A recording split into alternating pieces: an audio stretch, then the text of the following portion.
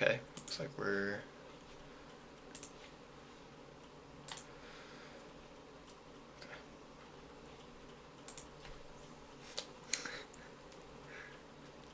Somebody's gonna... Dead silence. Nobody's gonna introduce it. What's up, guys? What is up? I forgot the name of our podcast already. It's closed on Mondays, you dumb bitch. Closed on Monday. We didn't say it simultaneously that time. Oh, okay. Ready? 3, 2. Closed on Monday. Closed on Monday, yeah. Anyway, we're back. This is episode 4, I believe. It's February 1st. We're actually doing it on a Monday. It's 3:50 in the afternoon. Don't know why that's important, but I figured I would just tell you. Yeah, it's the 27th millisecond too. Whatever. We're at the longitude and latitude. I mentally and physically can't with you today. 47.23, and we're at address 45. No, yeah, don't even. You're really about to put that bitch out there too. I'm gonna have people showing up at my house trying to kill me. Yeah, they already know your longitude and latitude and the exact moment we're living right now. So if you knew what my longitude and latitude was by heart, that makes me nervous already. So yeah. But anyway, once again, we're not really going off a script. We're just kind of just going for it. But we got a few topics, in the vault that we might touch on in the Apple Notes, aka the vault, and yeah. And we're just gonna talk about some stuff. But Ralph, how's your week been?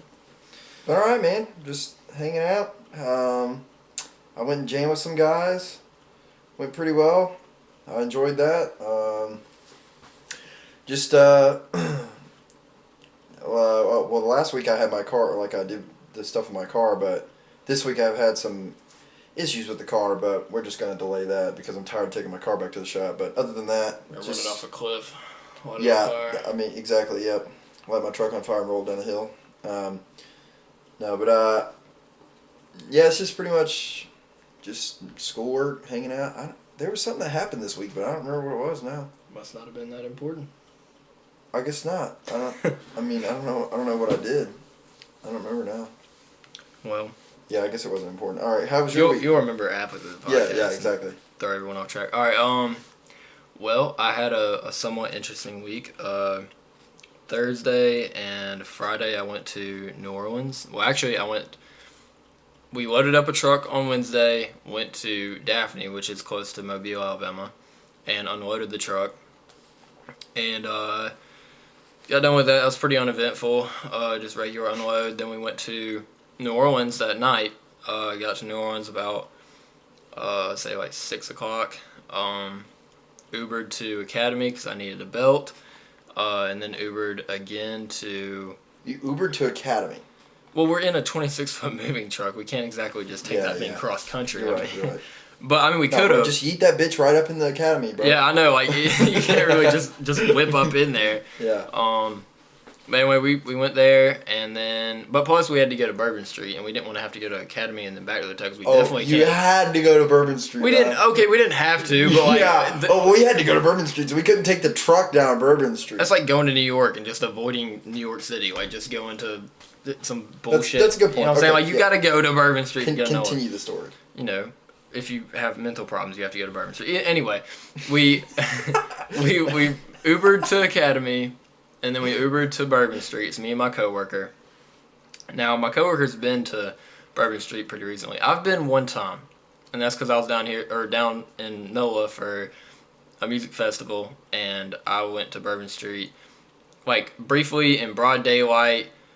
I don't think I was really even on Bourbon Street, actually. I was at like Cafe Du Monde. We were kind of like seeing the sights, but we didn't really go to Bourbon Street the way you're supposed to. But my friend, or my coworker, has already been somewhat recently. He knows what it's about. I'm like, all right, whatever. So we go, and he told me beforehand, he was like, there's going to be people trying to sell you drugs.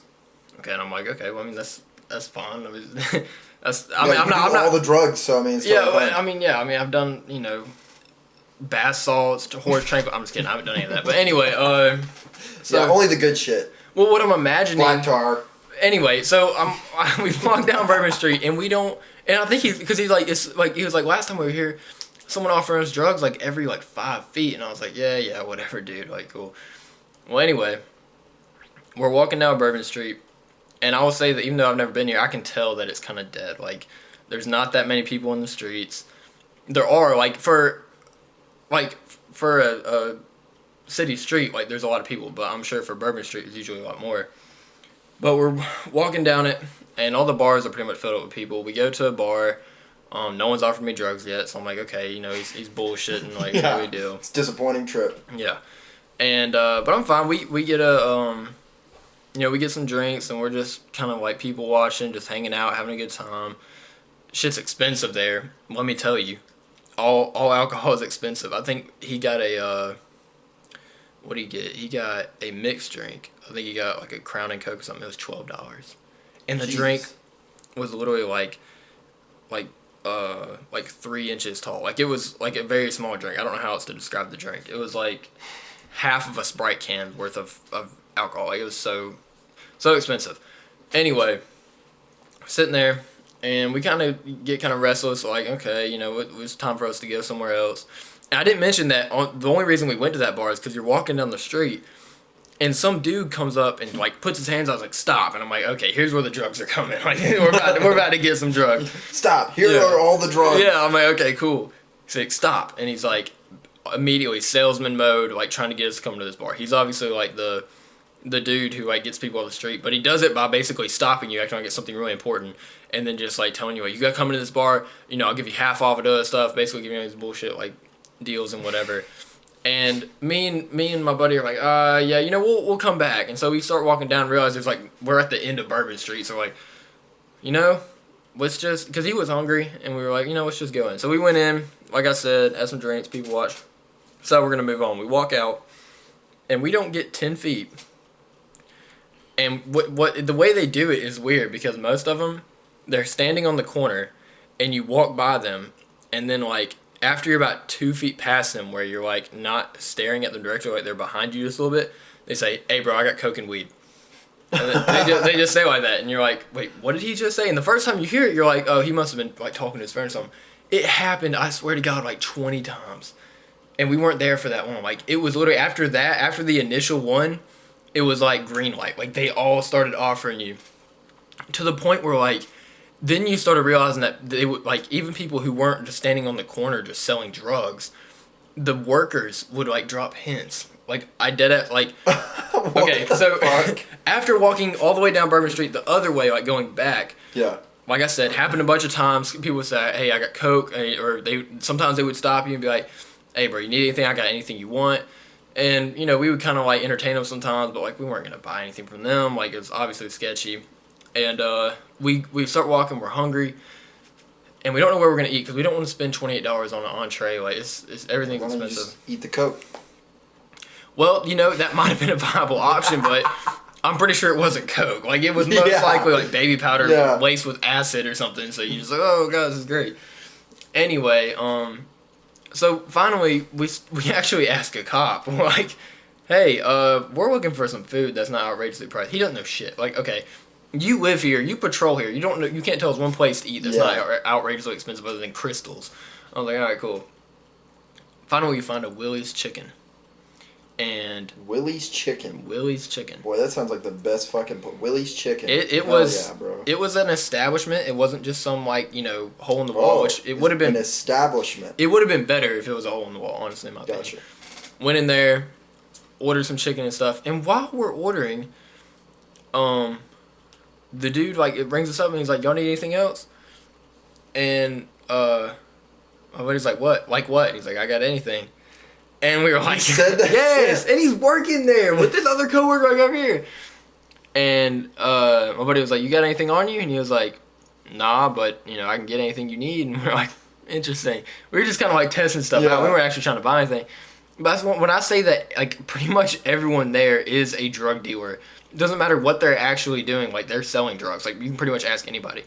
Because at the same time, we're sitting out eating our chicken, and there's some crackhead walking by rapping to himself, dancing. We were like, and he stood outside the Willie's Chicken and did that for like a solid 30 minutes. We were like, it's impressive.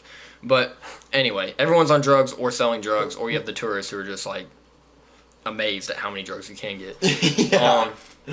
And that was it reminded me of like in the social studies books and stuff where they're like, if someone comes up to you and is like, here, try these drugs, you need to do this, and peer pressure, and you just, not to say, I'm like, who the hell? I've never had someone come up to me and be like, hey, try these drugs. Like, I have drugs for you. Like, no, nobody, like, you have to go find that shit. Like, it's not just going to show up at your front door.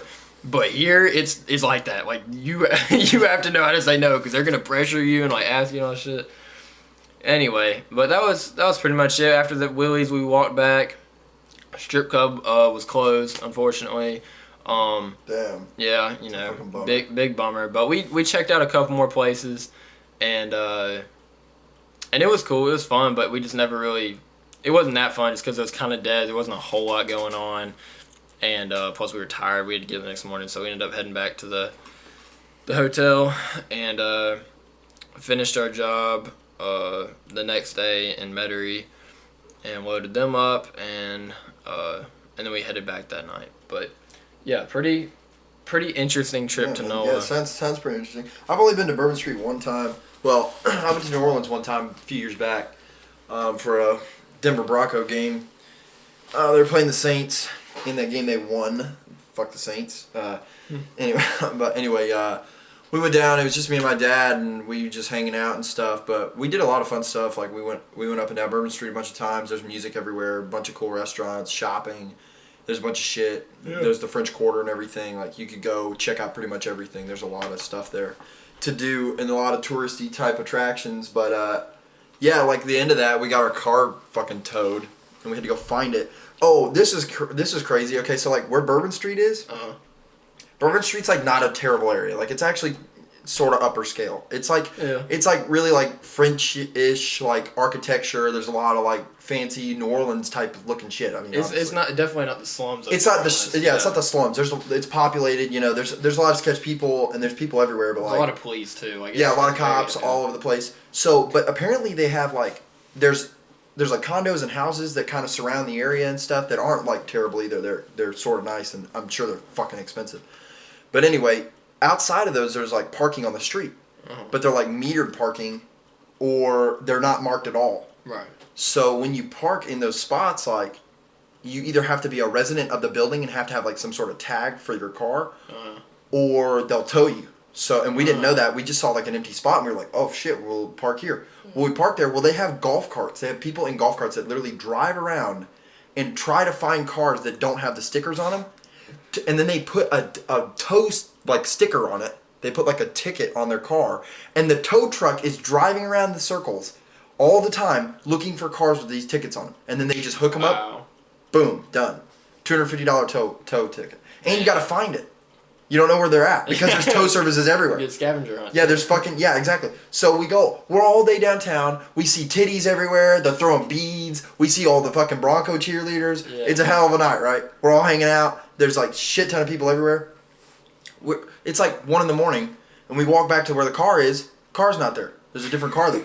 You're like, oh shit. We're like, either the car got stolen or it got towed. Yeah. And we're like, okay. Well, luckily, we were just kind of standing there. We're like, fuck, what are we going to do?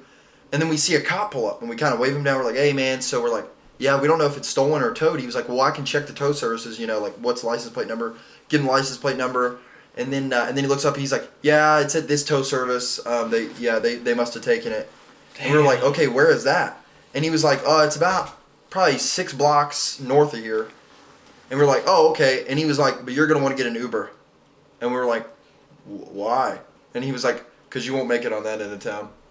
Oh, he said that That's to you? what the cop said. Oh, my God. I said, what? We were like, what do you mean we won't make it? He was like, yeah, this area is pretty nice, but you go back 3 blocks that way, it ain't nice anymore. Oh, my God. What But you're like shitting up there. We're like, what the fuck? So we were like, okay, man, he was like, I would take you in my car, but I got too much equipment. Like, he had a big SUV, and there's like a bunch of equipment in the back and stuff. Yeah. He was like, I can't take you guys. But we ended up walking. We didn't. Y'all didn't Uber? No, we didn't. Oh, y'all ballsy motherfucker. No, we just started walking, and Dad was like, "Pick up a rock or a pipe or like whatever you can find. Like, let's just make sure we're at least armed. Pick up a pipe, yeah. Yeah, at least armed as well as we can be without like carrying a weapon. And so we just like walked down the streets, and when I mean like it got dark quick, like I don't mean like the area got dark. I meant like the atmosphere, man. It was fucking scary. Like we walked about 3 blocks. And then all the windows are barred up. They're all smashed. Every building's abandoned. There's graffiti on everything. It's just like gang territory after that. It's like crazy. It's just, and we had to walk under some railroad tracks to we had to Google Maps search our fucking thing and walk there. And it's like 8 blocks away, and we finally get there, and it's this old dude, and he's like, "Hey," and we're like, "Yeah, our car's here." Where the fuck's my car? Yeah, they're like, "Yeah, we gotta go get it," and then we went and got it, and that was it. But the gang's got a hold of it. Yeah, so it's theirs now. You're not getting it back. Yeah, we sold it to the cartel. Too late. But I was like, bro, what the fuck, man? When he told me, he was like, "Yeah, you won't make it." I was like, "Will you at least follow us?" Like, yeah, like, can you please help? Like, I'm just gonna send these two. Yeah. Good luck, fuckers. See ya. I mean, if y'all die, like at least I'll know where y'all are at. Like, so, God, I would expect them to at least help y'all out a little bit. But anyway, at least he told y'all before, so y'all weren't just like walking into. Well, it was fucking obvious, man. Like it was like 2 blocks, and then it was like. Now, are you talking across the street, and then it was like fucking over. No, like it was just slum territory. Like you can go into Bourbon Street from where that Walgreens or that I think it's a Walgreens, a CVS, and all that stuff. Like there's that entrance from the main road to Bourbon Street. Yeah, kind of. Okay, are you talking about walking like out that way? No, okay. So Bourbon Street runs like parallel to the coast. Right. Yeah. So Bourbon Street's like east and west, and we we went probably east almost to the end of Bourbon Street, and then there was like a cross street that came up, and we went about 2 blocks up from that, like north, and that's where the car was supposed to be. Oh, okay. And then it wasn't there. So we had to walk. It did just look dark that direction. Yeah, we just had to walk 6 more blocks, like northwest. Yeah. And it's kind of like when we crossed the railroad track, like it was just like it was over. All the buildings were just completely decrepit. Like it was just terrible. Yeah, it was. I was definitely on my P's and Q's, just kind of like watching. I saw a pickpocket actually. What? You saw one happen? I didn't see it happen, okay? So I'm not going to say definitive I saw a crime happen and didn't say anything. Like, I'm not like that. But, like, we were standing there and there was some, like, band playing on the street. And when I say band, it was like 3 dudes playing bass drum, like 4 snares, some cymbals. Like, there's like a whole group of people, yeah. And I was like, all right, cool. But they're pretty good. But we were all watching them. There was a big crowd of people around them. But it was a few enough people that I could see through everybody. Well, me and my coworker are standing there, and I look in front of me, and there's a dude. He's kind of like half bald, and he's got a big like trench coat on and kind of baggy pants and everything. And like he just already looks fishy. But I don't profile people, okay? But like he just looked fishy, and he's like he keeps looking around at like down. He keeps looking at people's pockets the whole time. And interesting. He's standing there, but he's not watching the band at all. He's standing there. He's not looking for anyone. He's not looking up. He's just watching for people walking by. No, he was looking at the crowd. The crowd of people. He was never looking at the band. He stared and scanned at everyone's pockets and like each person that was standing, seeing who wasn't paying attention. And it was just like one of those feelings like immediately knew like he's up to something. And it wasn't just because he was standing there, just because I could see what he was doing. And he kind of was uneasy, just kept like kind of pacing around and looking at people's pockets, and then finally after like 10 minutes he walks over to a dude in a hoodie on the other side and like says something to him. It takes like maybe 15-20 seconds for him to talk to him, and then he just starts like fast walking the other direction. And it was just so weird. It was like he wasn't looking for anyone. It's just I could have sworn he was a pickpocket, and I was like, damn, that's crazy. All these people have their back to him too, and his pocket's sitting there. Damn. But I don't think he really had any clear targets to like pickpocket anybody. But yeah, that shit's crazy there. Like, there's so many criminals and so many people up to shit. And like a couple of guys thought we were undercovers. Like we walked by and it was 2 guys, and me and my coworker walked by, and my coworker was wearing like my coworker kind of looked like a cop. Like he had like a hat on forwards, kind of down, and a jacket and stuff. Like he kind of looks like a cop. Huh. I wasn't really dressed like a cop at all, but either way, we walked by and we heard him say behind us, they're like, those boys look like cops, or something like that, and we were just like, damn. But anyway, yeah, there's a lot of undercovers that will like kind of patrol the streets, but they're not really going for the little, coke dealers or whatever that are, really just trying to sell you something quick. Like they're trying to look for the bigger shit because they can't stop that. They can't. It don't matter how many of them they take down. But anyway, yeah, Noah's a crazy place. A whole different atmosphere. I could never live there. No, I don't think I could ever live there either. Yeah, unless I was in a certain part of Noah. I'm sure there's better parts, but like I could not live there just because I'm not evolved for that. It's really just touristy. It's like, I mean, I would say the same thing about Vegas, but Vegas is actually a nice city. Like other than the strip itself, it's like there's a lot of people that live there, but it's like a scarier Panama City. Yeah, exactly. But I would say like it's more just a touristy. You know, you wouldn't ever really want to live there. Kind of like I don't know, New York City maybe. I mean, there's millions and millions of people living in New York City, but most of the time people don't. As someone from the South, I would. Yeah, you think of New York City as a tourist site. You don't really think of it as like a city that people live, or like, you know, the heart of New York City. Yeah, I'm not like, oh, I want to go build my mansion in New York City. Like, nah. You know what I'm saying? Yeah, really. But anyway. Besides that, which was pretty much the most eventful part of my week, we got, like I said, a couple topics here that we were going to touch on. The first one of those, now this is something I know absolutely nothing about. I see it all over TikTok. I see it on Instagram. Everyone knows about it. Well, I get the concept. But let me learn you something here today, boy. GameStop. Yeah, GameStop. AMC and Nokia and where the fuck else. Okay, so here's what's happening. Is there a way to like draw this shit up on a computer? Like, is there a way to pull up like something that I can draw on? Like just with a mouse? Is that possible? Yeah. Like a clip art thing or something? Oh, yeah, I mean, it's... Or just like in Word, just like... You see, these days... Oh, yeah, Paint. We have an app on Windows computers called Paint. Paint. Holy shit. Paint it's things. Fucking revolutionary. Oh my god, bro. Isn't that's that literally crazy? Amazing, bro. Yeah, so... What the fuck? Okay. Alright, so this is basically what I've seen a bunch of different people explain it, and I understand how it works. I already understood how it worked beforehand, but like it's interesting to see how people explain it. So anyway, okay, so we'll start out like this, alright? Okay, so basically GameStop about 3 weeks ago had a market value of about $9. Okay, so if you were to go on like Yahoo Finance or the New York Stock Exchange, whatever, like Robinhood, and try to trade GameStop, if you were to buy one share of GameStop, it'd be worth $9. Right. Okay.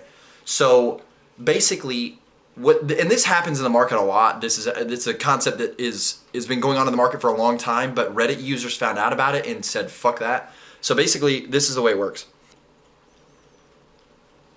Fuck, bro. I'm trying to think. Oh my god.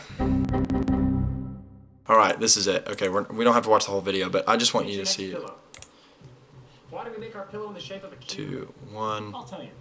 Over a 1 month period, Bruce believes that the stock of GameStop is going to drop. Right? This is 1 month. Okay?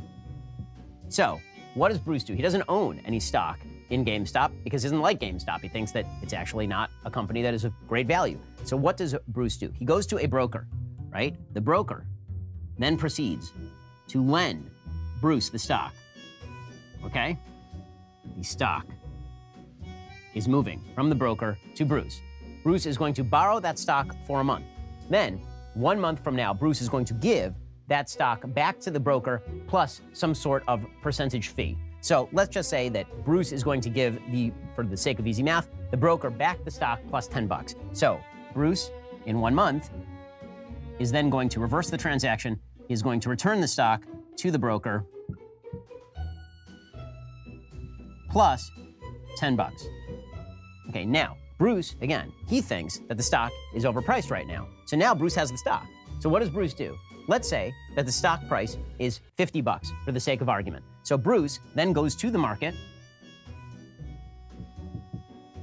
and he is going to sell this stock, right? He's going to sell the stock that he has borrowed to the market.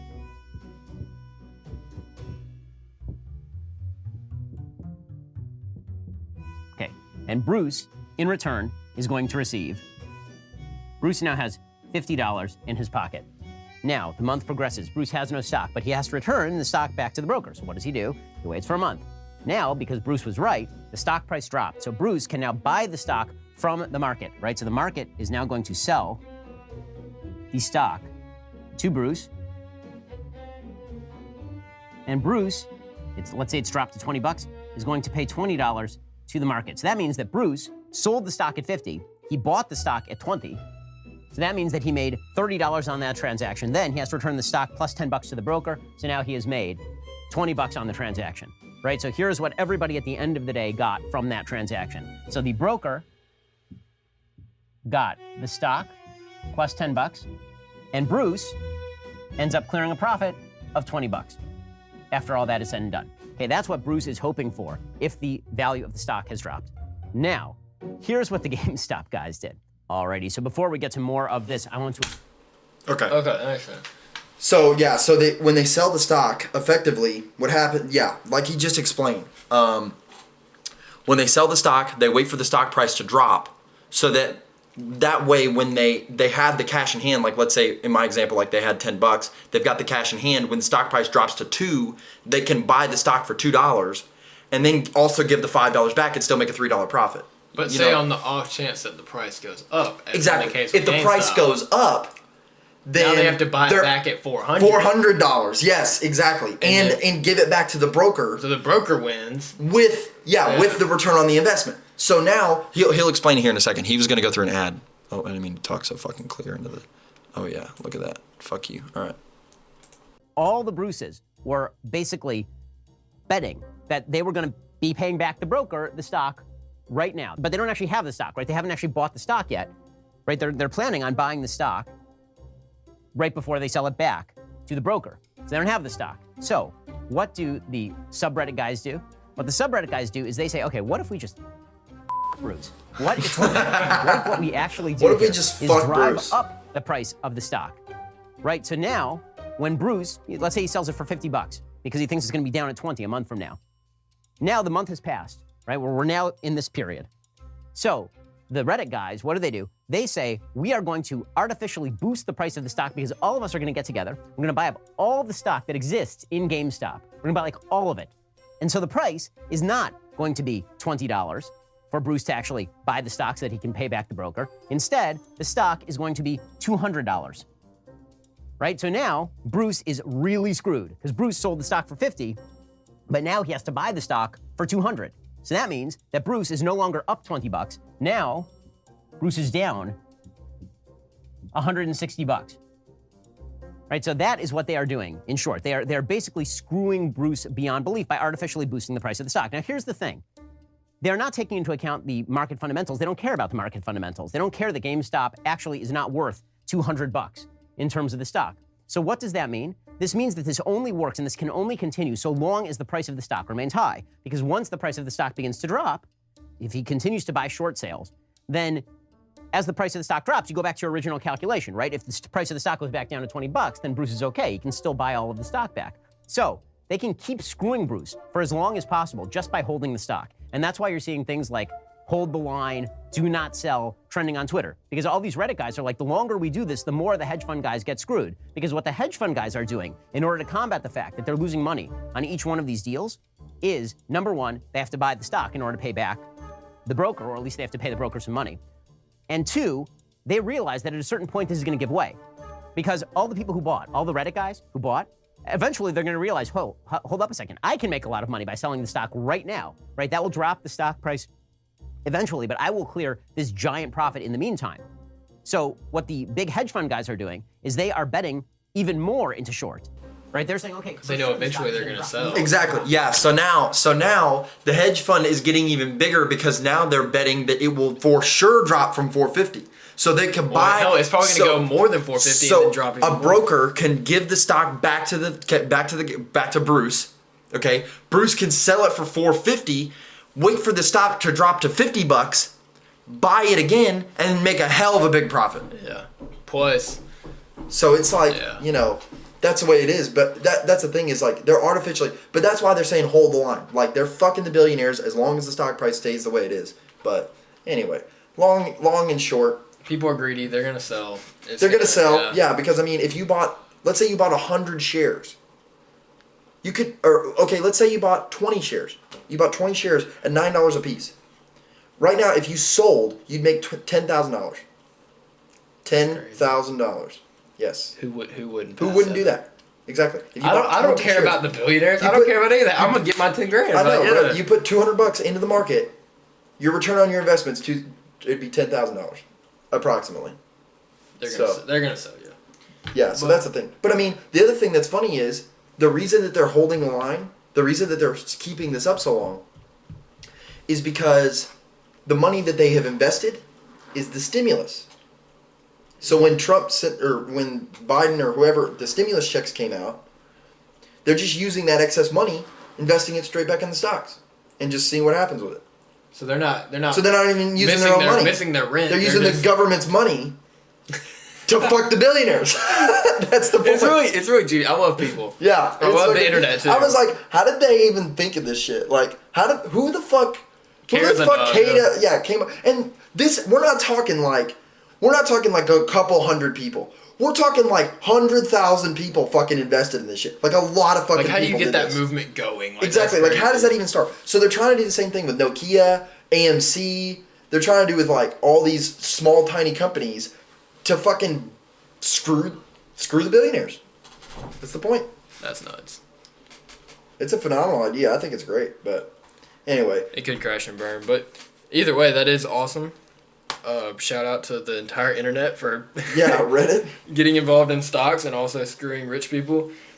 Not that rich people don't, have a part in the economy, but at the same time, betting against a company just for your own personal gain.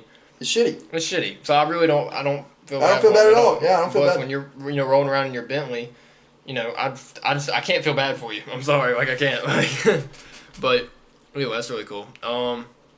Okay. Final topic of the day. On a lighter note / possibly funnier note, I ran across this video the other day. I watch Joe Rogan on YouTube every now and then, and I know we, use his videos a lot and talk about that a lot. But this particular one was about shrooms, and although I've never done shrooms or anything like that, he's extremely interested. Anybody got shrooms? Sell us. I've never done shrooms, but by chance someone had shrooms and happened to meet me at the corner of 5th and 7th. I might be there. I might not. I don't know, but at Bourbon and if you want to meet me at Bourbon Street with some actual drugs instead of whatever the hell they were selling, I might be. Anyway, I found this video. He actually this guy who's obviously a shroom enthusiast. Has a really funny story. Shroom enthusiast. There's a lot of them actually. Believe it or not, there's a lot of people that are like really big into shrooms and psychedelics, including Joe Rogan, and it's interesting to me as well because like even though I've never done them, like I like just learning about it. I mean, it's stuff that comes out of the ground. You can go into a pasture and pick psychedelic mushrooms. Like I literally went to I went to a guy's pond one time and he was like, yeah, we got is it psilocybin. It's some type of mushrooms. He was like, yeah, we got some over here. And I was like, holy shit. Like, when you think of, like, shrooms, like, that's something that your parents tell you not to do because it's, like, a illegal drug or something. But, like, you can grow it so easily. It's like, police can't even stop it. Like, you see a big weed, like, pasture full of, like, weed plants. Like, yeah, the helicopter's going to come down and, like, shoot your house up. But you see a bunch of mushrooms in a field, what are you going to do? Like, they grow naturally. Like, I don't know. I think it's pretty interesting how something like that, which is a, like, major psychedelic, is very just, not really criminalized, I guess, in terms of, like, finding it and like prosecuting and all that stuff. It's just like it's there in places. But anyway, guy's name is Paul Stamets or damn it, I don't know how you say it. Paul Dammit. Paul Dammit. He describes a bad trip on an incredibly dangerous mushroom. I don't think it's dangerous. It is dangerous. After you hear the story, you'll hear that it is actually pretty dangerous. Not in terms of your like an overdose or like something of that nature, but just psychologically how dangerous it can be. Real quick before you start the video, the other thing I was going to say was that in the 60s and 70s, my dad was telling me about this, that they would usually, you could find shrooms on the side of the highway. Mm-hmm. I mean, now the strength of them would be variable because it just depends on how they grow and what they're about and stuff like that, but they could find shrooms on the side of the highway, but they also used to, I don't remember what the term is called, but they used to take pot, like seeds and plants, and just throw them out the window on the highway. Like going on the highway, like if you had seeds from an old pot plant or like you were smoking or something, you just got some seeds, you just threw them in the grass.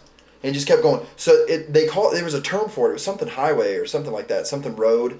But 420 highway. But it was like literally you could just drive down the road and you would see pot plants like on the fucking side of the road because these people are throwing seeds like out everywhere. Just hop out, grab a plant. I'm being serious. That's like that, crazy. they used to do it because it wasn't super like the criminalization wasn't that big of a deal back then. So plus you're just helping out your fellow. Exactly, yeah. Like, because the people that are all drive around the country fucking looking for pot. I mean, they're gonna see it on the side of the road. Start and shit. that trend back.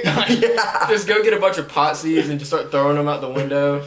Like, you know how happy some people would be.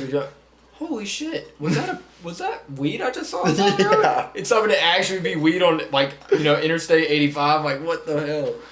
But anyway, yeah, this guy's gonna explain a kind of funny / kind of at the end morbid story, but it's cool, so I'm gonna play it. The salivation effect of anemia muscaria. So I had a very good friend. We are not friends anymore, unfortunately. Well, fuck that guy. But the minute he said that, I was like, probably due to this experience. I'm guessing it's why you aren't friends. But anyway, I was in charge of the herbarium at the Evergreen State College, and I freeze-dried Amanita pantherina. They're called panther caps. They're brown in color, and they have dots. Very good. The panther cap, perfectly legal mushroom and extraordinarily powerful. So I was living up in Darrington, Washington. I had this cabin. I was a logger hippie for a few years. And so my friend Dave came up, and I had these freeze-dried mushrooms from the herbarium. And I said, let's go ahead and eat these. And I had read in the literature, and almost no one had eaten. I'm going to be honest. For about the first minute and a half, I didn't understand a damn word he said. Like, every word he said was fucking incredibly scientific, and I didn't understand a goddamn thing he said. No, you're stupid. But it's fine. It doesn't apply to the story, but I just thought it was funny. Okay, synopsis. He was a logger hippie, which I think is just those people that tried to stop logging sites. I don't know what the hell a logger hippie is. Anyway, he lived in Washington. He worked at a herbarium, so I think he worked at a place basically dealing with plants. Yeah. And he, for some reason they had psychedelic mushrooms on deck all the time. So he just fucking threw them in the deep freeze and then called his buddy up and said, hey, let's eat these mushrooms. So this is where he was coming from. I can see why the pot story makes sense. Anyway. So we made an omelet, and we cooked it up, and he was much lighter than me, so I thought, well, I should have 2/3 of the omelet, right? Because he's lighter than me, and so we ate the mushrooms around 10 o'clock. Then I went to the fucking moon. We're living in this cabin, but across the creek was the Squire Creek campground, and it was we call them the Winnebago people, right? Back then in the 70s, I hitchhiked across country 13 times. Winnebago never picked me up, so they were always the enemy. And so we were long-haired hippies, we ate these mushrooms, and we thought for entertainment, let's go look at the Winnebago people. So it was so close. I don't know why we drove our car, but we drove the car out of my cabin. We went down like a half a mile, and we turned left into the Squire Creek campground. And we parked the car, and we wanted to go up to a beautiful view spot. And so we walk through the Winnebago people and their families and everything else, and we get up onto a ridge, and we thought, this is a great view spot. But we're waiting like an hour, no effect. And I was talking to Dave, I said, wow, maybe these aren't that potent. And then right after we said that, I looked at Dave and I said, David, do you see that? And he goes, yeah. And we waited a few more seconds, then this big distortion field. And we had a beautiful view of the volcanoes and the valleys, a big viewscape that we could see. I don't mean to keep interrupting, but I'm like 99% sure this guy's on like shrooms or something while he describes right now. Yeah. Because it's just too it's too real for him right now. He's like, distortion field, and another wave, it's volcanoes. And I'm just like, dude, you got to be on some shit right now. Like, yeah, it makes for a great story. He said he was like, I used to be a long-haired hippie. What the fuck is he wearing, dude? He's still a long-haired hippie. What the hell? And he said a logger hippie. Well, no, he said logger, but he said a little while ago, he was like, yeah, man, we were long-haired. We were long-haired hippies back then, He's still the exact same. Exactly, yeah, he's the same person. I guess he's got a turtle necklace. But he said the other thing he said was he asked his buddy, "Do you see that?" And the guy also saw the same thing at the same time. That's what got me too. But I was like, "What the fuck?" I think they're referring to just the trip kicked. Yeah, did you see that? Like, well, yeah, I see. They just went ahead and assumed they were saying, I'm sure those two completely different. Yeah. Did you see that fucking kangaroo? Just Joey's like, I saw a T-Rex just walk by. Like it's just like seeing two different things. But I'm sure it was I guess it kicked in at the same time. Air had become sort of this liquid, and then it started coming on stronger and stronger and stronger. And we go, oh my God, this is getting intense. We better get the heck out of here and go home where it's safe, because this is coming on so strong. I wonder what they're doing. I wonder what they're doing in the meantime. Like, are they just outside looking at shit? Like, they're like, we need to get home where it's safe. Like, I wonder if they're just laying in the grass. Like, they're just totally fine. Yeah, no, he said what they were doing. He said, so they walk, there's the Winnebago people. Yeah. They walk through it and they go to this, like cliff or this, ridge, and they're just sitting there. Yeah, I know, but, like, he's like, we need to go home, like, where we're safe. I'm like, you're not safe where you're at? Like, he's freaking out, bro. Like all kinds of shit come at him. They're probably some reptile zoo in that bitch. Like, they're getting... He's like, we need to go home where it's safe. And they're, like, in real life, they're like, you know, I wonder, it's like a movie, you know, like how, like, they see all this shit, and then, like, it shows them what they're actually doing, and they're just like, fucking laying in the grass. Yeah. Well, like, once you hear, like, not the end of the story, but what he says afterwards about, like, what this mushroom can do, you realize, like, okay, they were probably going through some shit when they did this, but... Come down off this little plateau, and we had to come down through the Winnebago people. And then, oh my God! And here we're walking. The thing about amanitas and muscaria and pantherina, you have dull yellows and browns, but you feel like this giant, and you're moving in slow motion. Every step you're taking, you know, you feel like this giant, but you're moving really slow. And then I came to Winnebagos of no end. They were hundreds of feet long. I'm trying to walk past this Winnebago, and like, when is this Winnebago going to end? I keep on walking further and further. And then, oh my God. And so then we're really high. It was ridiculous. And I had a Rolleiflex camera. And we came up to the car. And so for some friggin' reason, I locked the car. And so I had my key. I looked at my key, and I looked at the lock. And I went, bam, missed. Oh, shit. Okay, pull the key back. Missed. But Dave goes, you okay? I go, I'm fine. He goes, do you want me to drive? And I go, no way, dude. If I'm this high, there's no way I want you to drive, right? And so I did it over and over again. Then magically, just for repetition, it just made it into the lock. So I unlocked the door, and I get into the car, and I drop my camera. And then I'm in the car, and I'm trying to get my key in. And thank God I didn't get my key in. I was not safe to drive. And then Dave is going like, oh my God, Paul, we're so friggin' high right now. And I go, and it's like, well, let's go home. I said, did I drop my camera? And I went over, and I looked on the ground, there's my camera. I picked it up, and going, wow, Dave, I dropped my camera. Dropped my camera again. I go, wow, Dave, did I drop my camera? Picked up my camera, go, whoa, I dropped my camera. I did this over and over and over again. Repetitive motion syndrome kicked in. It is a very common symptom of Amanita pantherina. I dropped my camera dozens and dozens of times. Jesus. How did it look at the end? Well, it was shattered. But Dave goes, Paul, you should look up.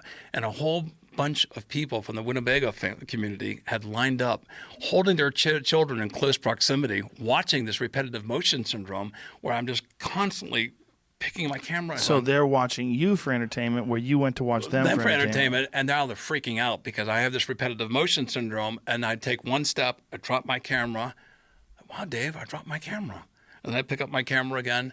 I go, did I just drop my camera? Whoa, I dropped my camera again. Now, this speaks to the berserkers. And the berserkers, the word berserk came from the berserkers in Scandinavia, where the legend has it that there were the Scandinavians, the Vikings were surrounded and outnumbered. And they were going to be killed the next day. And they ate a whole bunch of Amanita muscaria and a big soup. And legend has it, and it's not been confirmed, but this is the legend that's very commonly reiterated, is that they drank a whole bunch of Amanita muscaria soup, and then they went, and the next day, even though they're massively outnumbered, they took off all their clothes and they attacked the enemy naked with swords. And that's where the word berserk came from, the berserkers. So I'm having this berserker experience of repetitive motion syndrome, and I'm dropping my camera over and over and over again. And I looked up, and these parents were holding their children. They were totally freaking out. You know, I said, we got to get out of here. So we left the doors open in the car, and I'm taking one or two steps, dropping my camera, picking it up, dropping my camera. We finally made it back. He disappeared. I didn't know. So Dave, you're on your own, dude. I have enough. I have enough to worry about. You know, I made it back to my cabin, and I get to my cabin, and there's a combination lock. I go, oh no, I don't need a combination lock right now. I can barely, you know. So I'm spinning the lock back and forth, spinning back, and then eventually the lock just spontaneously opened, and then I fell onto the ground and I started convulsing. And the cool thing about convulsing was it felt good. Every time I convulsed, I actually went, oh, that feels so good. So I would convulse some more. And I was just convulsing constantly. Like epileptic convulsions? Epileptic convulsions. Very, very intense, but they felt good. This is the weird thing about it. I needed to convulse because every time I convulse, I kind of got a reset of my neurology, you know, and I went baseline, and then it would spin out of control. And then I had this cascade of Einsteinian thoughts. I'm going, oh my God, I can save the world. I know how to do this. And then I would have a prepositional or adverbial phrase. And just before I came to the object of my thought that was Einsteinian insight, I would have a tangent. And then I would come to the course at the end of that sentence, and then I have another tangent. And I saw death as a perpetual series of alternatives that never gave me the satisfaction of a conclusive thought. And so this lasted for about 12 hours. You know, I fainted. I went into a coma-like state. So you recommend it? No, I do not recommend it. And the biggest concern beside the repetitive motion syndrome is hypothermia. Because if you're out in the woods or something and you're exposed, you're not getting up. So you go in. It's called soma for a reason. It's the soma mushroom. It is somniferous. It causes Is sleep. that what soma is? Because isn't there some debate as to what soma actually is? That's what R. Gordon Wasson proposed, soma, in the Vedic literature. There's a big debate about that. But the other story I like to tell is my friend Dr. Andrew Weil was at the Cougar Hot Springs in Oregon. And Andy's a medical doctor from Harvard. And he was walking the trail, and people came running down. Oh, my God, this guy's trying to kill himself. You got to come up. And Andy went up, and this guy had eaten a whole bunch of muscaria, big biker dude, and he was covered with blood. And he was up on a bridge, and he was swinging his legs back and forth, and he was above the rocks, and he threw himself off the bridge. Oh, Jesus. Now, it was only about 6 or 8 feet, but it's enough onto the boulders down below. Smashed himself on the rocks, and then he climbed back up on the bridge. And he swung his feet and threw himself off the bridge. So this causes repetitive motion syndrome, both with my camera, etc. It's a mushroom that's perfectly legal. It's probably one of the most dangerous mushrooms that anyone could eat. I definitely advise not doing this because I always thought if I was ever called as an expert witness having these experiences, and someone was watching Tales from the Crypt on TV, and then they saw a knife, it causes temporary insanity. Really? I mean, the psilocybin mushrooms are wonderful. They're peaceful. They're loving. It's an empathico, right? But the amanita mushrooms cause this strange sort of behavior that is really potentially dangerous. What the fuck? Yeah, that's fucking crazy. And the thing is like he knew everything to the exact detail. Like he remembered every fucking thing that happened. Yeah. That's insane. That's even worse. And that's the thing is that you kind of always look at like shrooms. You don't hear like, oh, this dude died from shrooms. This dude, like you wouldn't never think of them being dangerous just because they're like a psychedelic. You see cool colors. You know, I've never done it, so I can't speak on it. But I'm sure that but like these can actually, with the repetitive motion syndrome, you start doing one thing or you just see a certain thing. It's like you're just in psychosis. Like you can just do things to harm yourself without even really meaning to. Like that's nuts. So don't try Amanita panthera, if that's how you say it, whatever it's called. That mushroom, Don't do it. But anyway, so today we talked about our weeks and GameStop and why the stock has so much interest in it and why people are buying it and holding it. And we talked about a dangerous mushroom. So that's pretty much it for the podcast today. I hope you all enjoyed. And this has been Closed on Mondays. Closed on Mondays. Peace. Yo.